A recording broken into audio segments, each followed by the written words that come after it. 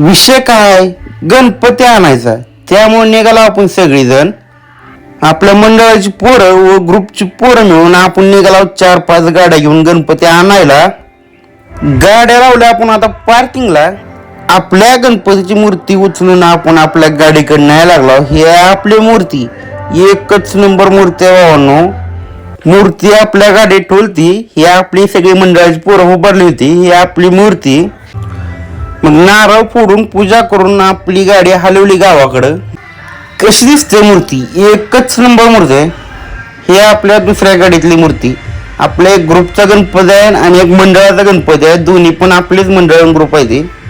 मग जाताना दंगा मस्ती करत कालवा करत निघालो आपण आता गावाकडे. कशा आहेत गाड्या आपल्या. मग येताना